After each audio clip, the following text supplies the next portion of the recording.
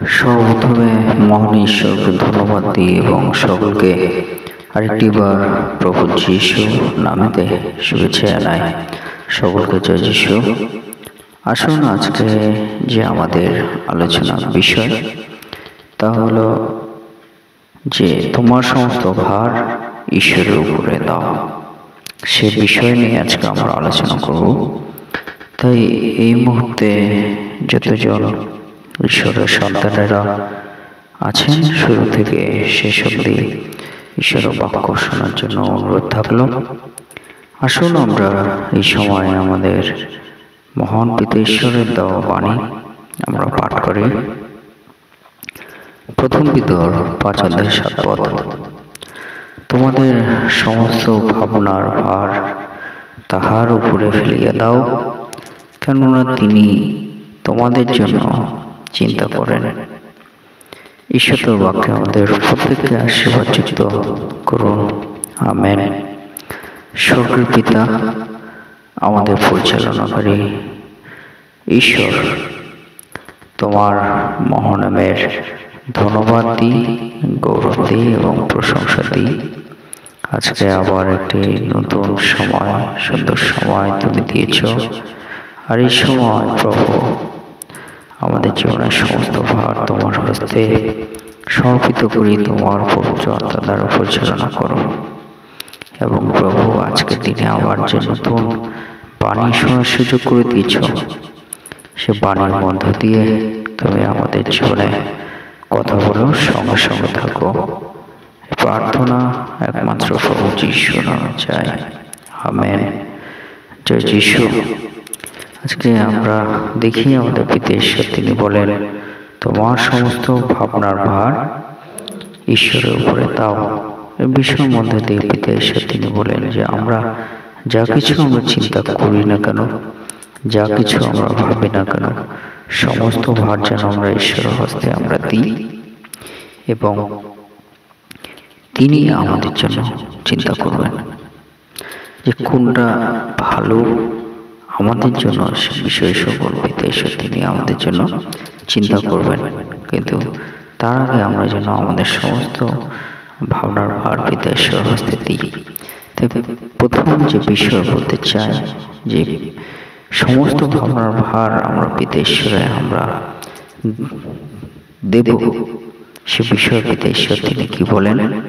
আমরা যদি প্রথম আমরা দেখি প্রথম সময় তার 30:6 তখন দাউদ অতিশয় ব্যাকুল হইলেন, কারণ প্রত্যেক জনের আপন আপন পুত্রকন্যার জন্য শোকাকুল হওয়াতে লোকেরা দাউদকে প্রশ্রয়াঘাত করিবার কথা কহিতে লাগিল। তথাপি দাউদ আপন ঈশ্বর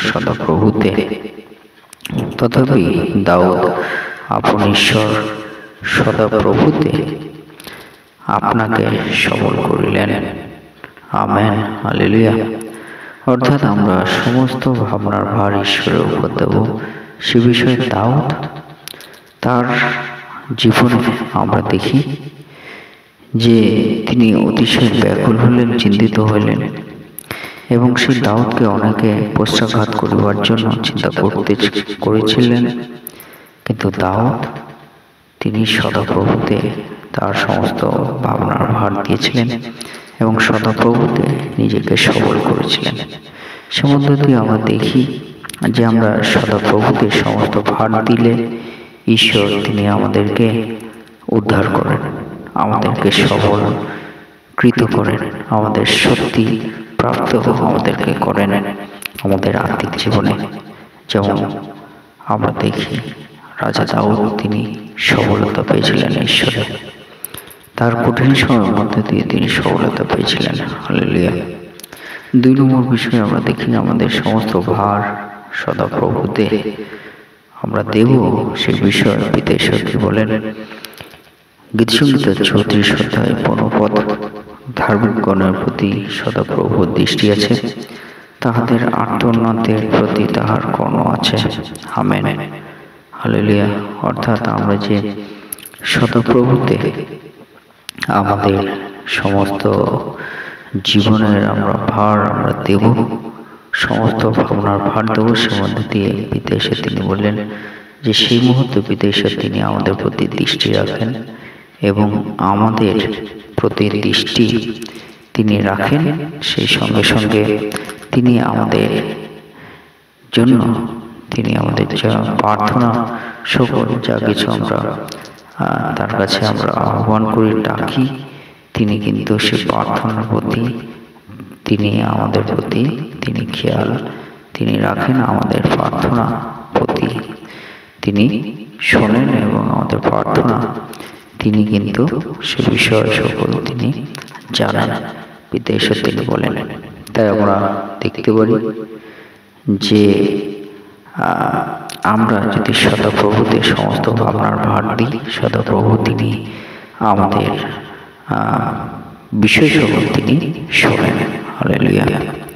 3 নম্বর বিষয়ে আমরা যদি সদাপ্রভুতে ভার দিই, পিতা ঈশ্বর তিনি আমাদের কি বলছেন? আমরা যদি সদাপ্রভুতে আমরা ভার দিই, পিতা ঈশ্বর তিনি কি বলছেন? যদি আমরা দেখি মথি তার 6 অধ্যায় 25 এবং 26 পদ, এই জন্য আমি তোমাদিগকে বলিতেছি, কি ভোজন করিব, কি পান করিব বলিয়া প্রাণের বিষয়ে, কিংবা কি পরিব বলিয়া শরীরের বিষয়ে ভাবিত হয় না। ভক্ষ হইতে প্রাণ ও বস্ত্র হইতে শরীর কি বড় বিষয় নয়? আকাশে পক্ষীদের প্রতি দৃষ্টিপাত করো, তাহারা বুনেও না, কাটেও না, গোলাঘরে সঞ্চয় করে না, তথাপি তোমাদের স্বর্গীয় পিতা তাহাদিগকে আহার দিয়া থাকেন। তোমরা কি তাহাদের হইতে অধিক শ্রেষ্ঠ নও? আমেন।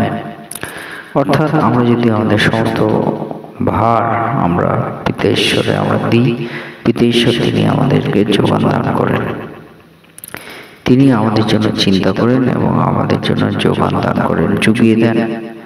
হইতে পারে আমাদের যা কিছু আমাদের অভাব থাকে, পিতা ঈশ্বর তার মধ্যে দিয়ে আমাদেরকে যোগান দান করেন, আমাদেরকে পথ খুলে দেন। হালেলুয়া।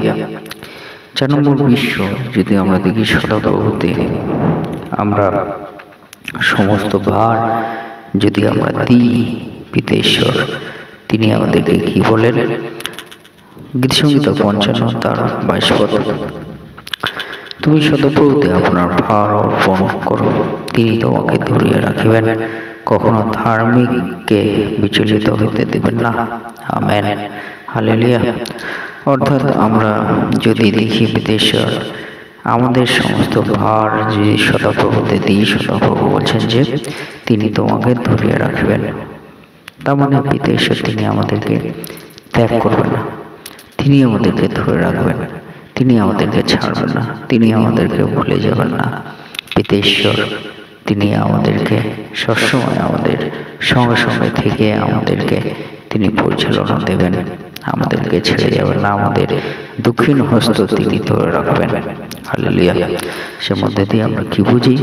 যে আমাদের সমস্ত ভার আমরা যদি সদাপ্রভুতে দিই, সদাপ্রভু তিনি আমাদেরকে তার হস্ত দ্বারা আমাদেরকে ধরে রাখবেন, আমাদেরকে তিনি পরিচালনা দেবেন, আমাদেরকে তিনি যোগান দান করবেন এবং আমাদের সমস্ত জীবনের জন্য তিনি চিন্তা করবেন।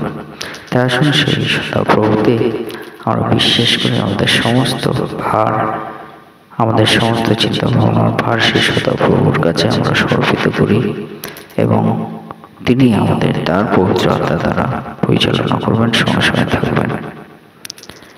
ঈশ্বর আমাকে আমাদের প্রত্যেককে আশীর্বাদ যুক্ত করুন। আমেন। জয় যিশু, জয় যিশু।